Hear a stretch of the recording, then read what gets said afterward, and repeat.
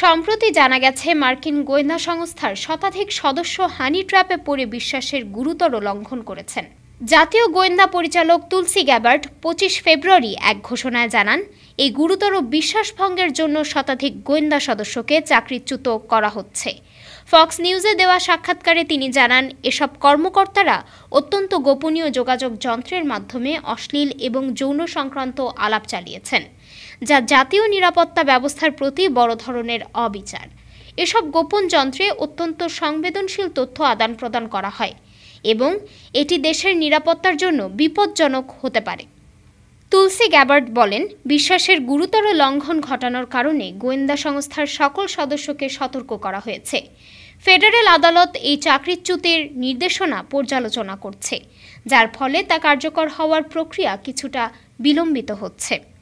এছাড়া সাবেক president Joe Biden প্রশাসনও এই ঘটনার প্রেক্ষিতে গোষ্ঠীগত বৈচিত্র্য এবং অন্তর্ভুক্তির জন্য যে পদক্ষেপগুলো নিয়েছিল, তাদের নেতৃত্বে যারা ছিলেন তাদেরও বরখাস্ত করা হতে পারে।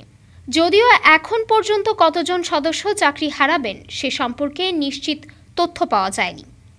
ডেস্ক রিপোর্ট, আজ বার্তা, ঢাকা।